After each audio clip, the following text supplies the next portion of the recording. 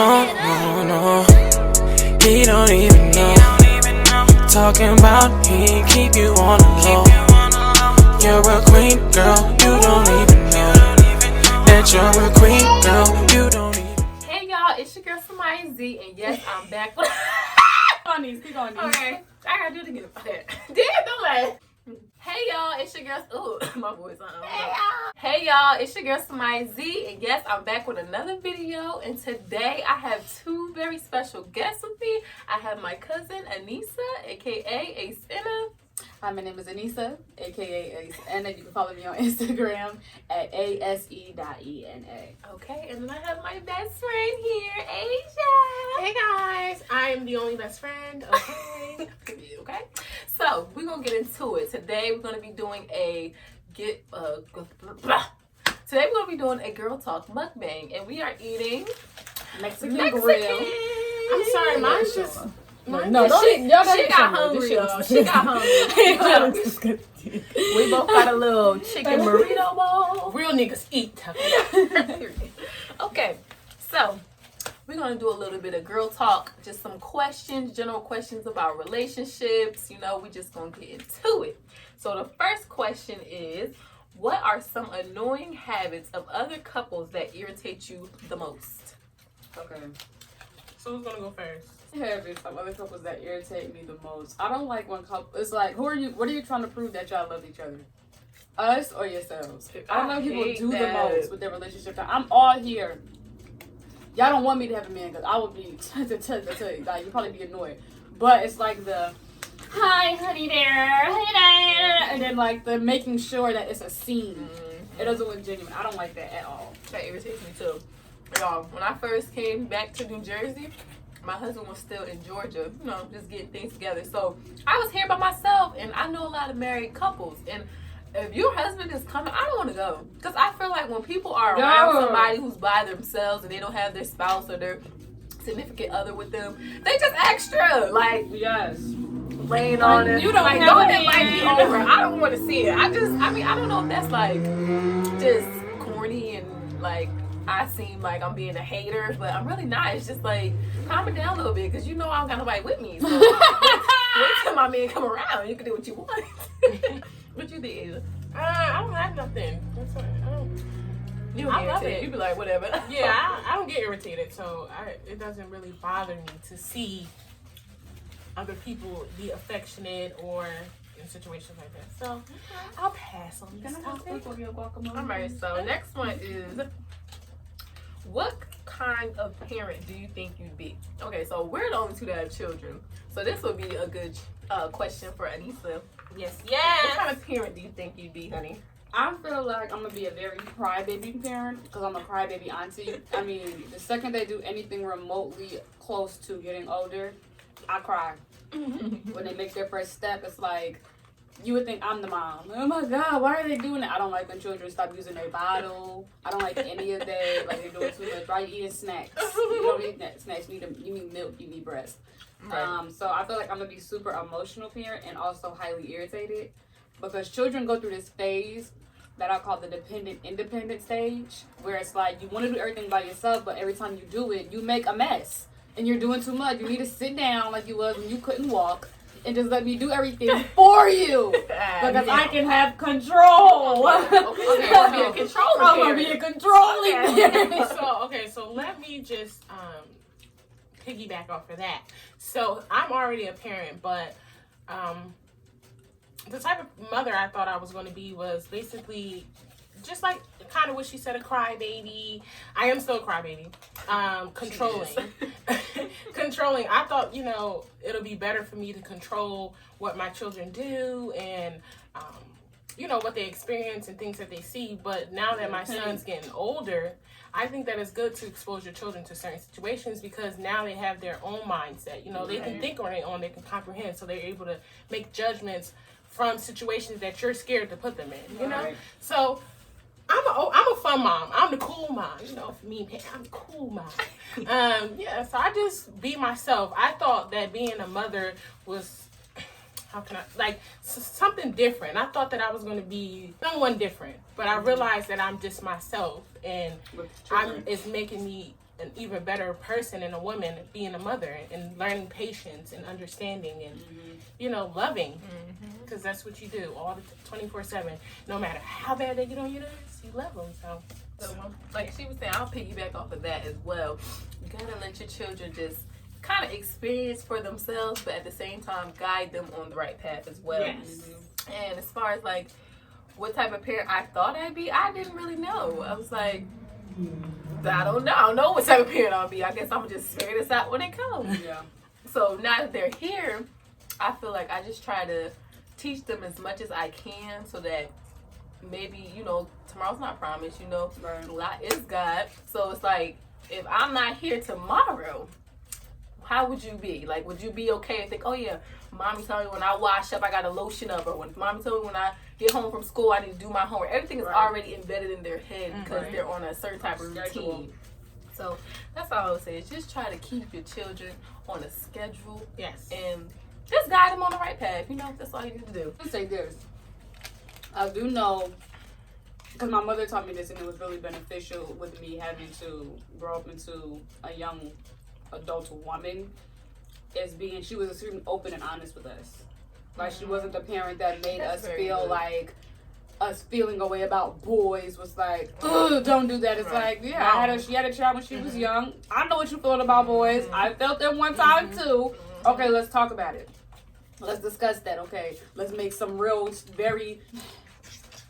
Even though she wanted to give us boundaries. Obviously, she didn't want us to be having sex or nothing like that. But she didn't make boys seem like something that you should not. She was okay. Like, okay, I'm glad that you are liking boys. You have these feelings.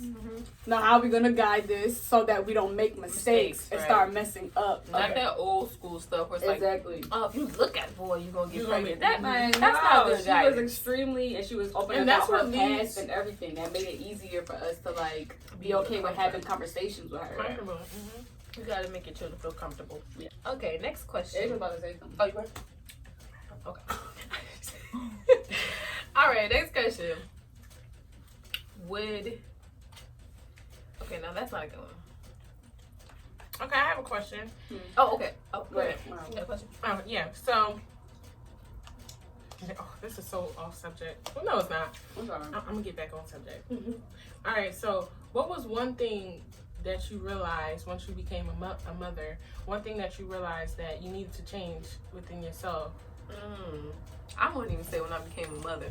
One thing that I realized when I became a wife was my anger. I didn't realize how angry I was. Like, girl, why is you flipping out over something so small? I had to really check myself, like, okay, what's going on? Where's this coming from? Where's this anger come from? And I really think it's true when people say you really don't know who you are until you get married or until you have children. Like, until you're put in situations where you have to look at yourself and how you're handling it, you really don't even know yourself. So it's like, when I got married, Hell no. what do you need? Back to the question. Yes, I was talking about my anger. How I didn't know I was so angry until I got married. So, it's still a work in progress. I feel like I'm not as angry as I was when I first got married. You just gotta take it day by day. You gotta take it day by day, honey, and just learn when to walk away. Choose your battles. Like, I say that all the time with my children. Like, sometimes my children be doing some off the wall stuff, and I be ready to but I be like, you know what? I'm gonna choose my battles, and I'm just gonna tell you to go sit down, and I'm gonna just fix it. Because if I discipline you right now, I'm going to jail. I try to do that same thing in all of the relationships in my life. And just try, take a breather. Try to handle it in a smarter way. You don't always have to like bust a vein trying to, go off on somebody. The reality of thinking 5 times before you speak is so crucial. Elijah Muhammad put in that in our lessons and like our way of life. I didn't realize until this year how like crucial to having abundant relationships is, because I destroyed a lot of relationships with my attitude. And having attitude and then not feeling justified for my attitude and being like, to hell with everybody. because I got attitude. And then realizing like, so many people have disappeared, and I could have mended those situations or avoided them altogether if I would have just shut my damn mouth and thought 5 times before I said anything. Then we could have came to a common conclusion or a solution. But they gone now, so it's all good. I mean, either way, the people was toxic as hell, but it could have ended a little less tragic, a little less intense. I agree, because that's where I am now. But I've let go of a lot of friendships, relationships, just a lot of people. I let go. I'm learning how to be alone, because now I have to do a lot of self-reflecting, because things that I'm starting to see in other people that I take so much pride in myself, I really understand where you are the company you keep. Yes. You are the energy you surround yourself with. So if I'm feeling something off with someone who's close to me or that's not serving me any good purpose, I'm letting it go. Well, that's how I am. I'm still a kind person, but now I just don't take the bull crap at all. Right? Cross that line, even if a toe gets over that line, you have to stay there. Have to stay there. So that's why I am a woman of my word. I am a woman.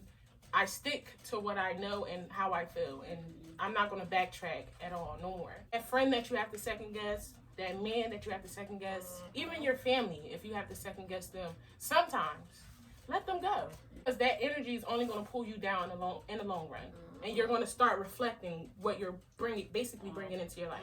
If there's nothing that could be fixed, there's other situations that can be. I mean, atonement is real. Having to confess what you did, own up to what you did, acknowledge what you did, feel shameful about what you did, and then want to reconcile about what you did.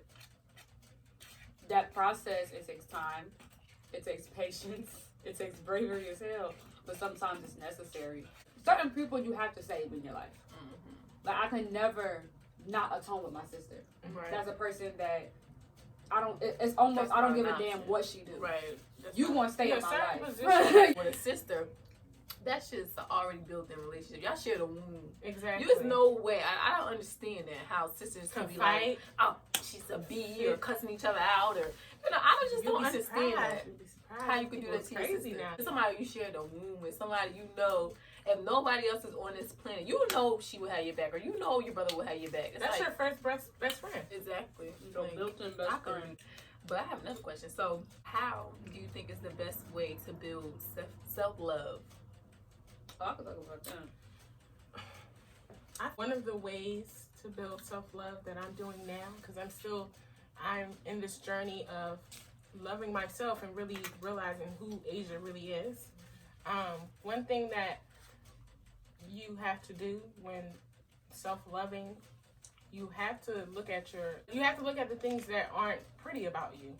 You really have to take a look at those things to figure out what's the root of that anger, what's the root of the jealousy or envy, because I feel that way sometimes, and I'm like, why am I feeling like that towards like my sister? Why am I hating on my best? You gotta, like, what's that problem that's inside me where I feel as though I have to feel that way towards someone who only means good to me? So about self-loving, you have to look at the ugly, because I can look at the pretty all day, but you have to look at the ugly. And that's what people misconstrue. They always think, oh, self-love, let me stare in the mirror. Oh, look at my hair. I have beautiful eyes. Oh, I have nice boots. Like, that's not what self-love is. Yeah. Because it's a part of it. It's a part of it. But that's not the first step. That's not the first, exactly. That's 10% That's not the first step. Because, a situation can happen when you get in a car accident and you wake up and your face is not the same. Yeah. You can't even recognize yourself. So then you have to rebuild how you feel about yourself from the inside. Exactly. So just imagine if your love was based off of your looks, your self-love. Right. Really just sit down, and what I've done recently, what I've been doing is looking at myself plain, no makeup, eyelash, no eyebrows, no nothing. Really looking at myself in the mirror and just telling myself, like, you're a good person, you're a good woman, you're a good friend, you're a good you. But how can you fix you? Age, what's wrong with you? And I'm like, okay, sometimes I'm impatient, sometimes I'm angry, sometimes I'm jealous, sometimes I hate.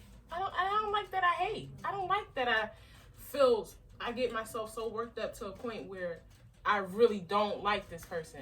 Just the sight of them bothers me. My stomach start bubbling, palms start sweating. I just get, why? Yeah. You know, that's not good. I feel as though if someone has that much control over you, you really gotta look at yourself. Like, what's the problem here? And it all starts within yourself. My advice, it's mostly teenagers that ask me, that's like on my page, like, how did you build self-esteem? And literally, for me, it started with finding my purpose. Because you could build everything else, but until you find out what the hell you want to do with your life, your reason for being is justified by your purpose. How old? That's a good question. How old do you think somebody is when they find their purpose? Like, how old do you think? There's no age limit on it, right. Because your purpose could change all the time. Right. Mr. Farrakhan revealed the nation in his 60s. Didn't mean that he That's had no purpose that's up what until I'm saying. then. He did what he did for the time that he was able to do it for. Right. And his purpose changed when life shifted. So now the purpose is different. So it's like your purpose as a parent changed. was not your purpose as a wife. Right. Your purpose as an entrepreneur is not your purpose as a parent or a wife. Right. It's totally different. Through each situation, you know, like, you can be, as Aneesa said, you can be like Samaya. Who would have known Samaya would have been mad? I'm not gonna say as fast, as young, because Samaya was doing she's still doing great, but you know, she had a lot. She was doing good. Next thing you know, baby mama had all the baby mamas, the ring, the husband, so young and still learning how to be Samaya. Like 3 kids and a husband later. What about Samaya? You know? 4. Yeah, no, she got 4 now. I was just. She got 4. I'm just saying, you know, hypothetically. Everybody was put on this earth with a particular purpose, particular talents, and particular gifts. Your talents are not always your purpose. Your gifts, your talents pull your gifts, and that's what I realized when I opened up my business. It was like, you have certain gifts, like some people can read people's energies. Some people can have almost telepathy, like, damn, I low-key could think. I hear your thoughts. They know when somebody's about to call them, and then, hey, how you doing? I felt like something was going on with you. Oh, you called me at the right time. Right. Those things are gifts. And then you have talents. Like Samaya has a talent of being able to provide a need of people. Like with the my inventions, honey. I got some things. Yeah, I can't say it. I don't think I can say it. I don't think I can say it yet. I don't want to disclose it. I want to disclose it. But she has an inventor mindset of being able to, what do people need? Okay, I can make a gadget of some sort to be able to supply a person's need and to make their life easier. My gift is sewing. Your gift is eyelashes, or your talent is eyelashes. Honey, because I could Period. Existence. I'm sorry, y'all. Slim Banks is coming. Slim Aneesa spoke to me today, and I know this is kind of off topic. I'm sorry, but you know how I was kind of feeling discouraged with something that I wanted to do. And I put it in the back of my mind, and I kept thinking about it, but I was still scared. I was fearful. And you know how you pray? I prayed and just was like, what is this? God, give me a sign. I need guidance, strength. And Aneesa spoke to me today. It was crazy. And she spoke so well. Like, it just rolled off her tongue. And it hit me because I'm like, I really need to do this. Like, yes. So Slim Ink's coming, guys. Yeah, I get on my nerves.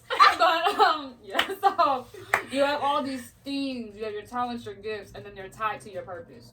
All of those things God gave to you that justifies your reason for being, or you're just a vessel wasting air on the earth. Yes. And He don't put nobody here just to be walking. Just to be here. Yo, everybody is here. Your talents are created as a service. Right. There's no talent in the world that is created as a selfish talent. Yes. You could cook well. Somebody got to taste it to say, this tastes good.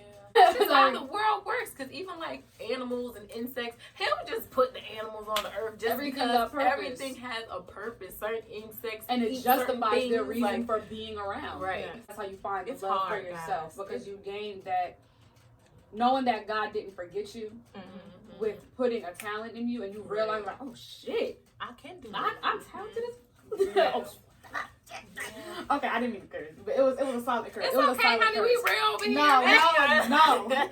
You'll be like, dang, I'm really talented with that. And then it reminds you, like, God did not forget about me. Right. He didn't give that person a talent and not give me something. And that goes back to what she was saying. Focus on yourself. Yeah.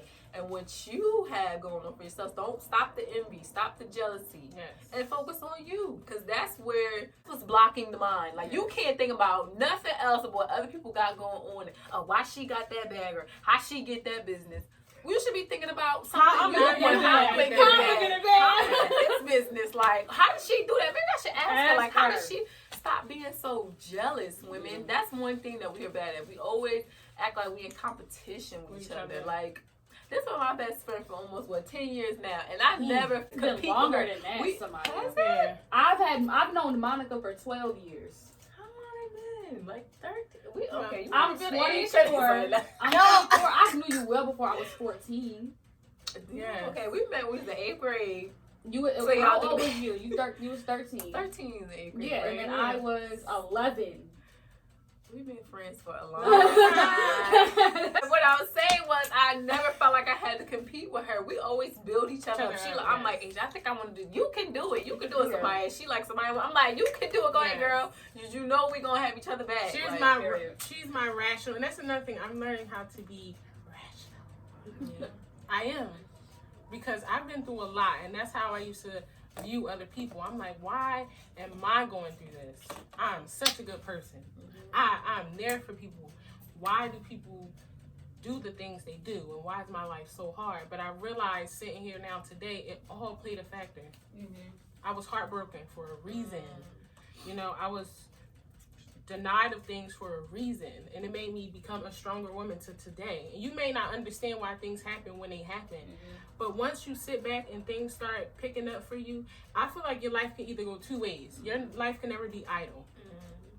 You can you're either going up or down. Yeah. So when you start feeling your life going down, you gotta kick it up. Start speaking stuff into it. Wake up and be like, okay, I'm gonna go work out. Go for a walk. Move around. Good Depression morning. is real. Yes. Let's tap into that, honey. Depression. That you're a queen, girl.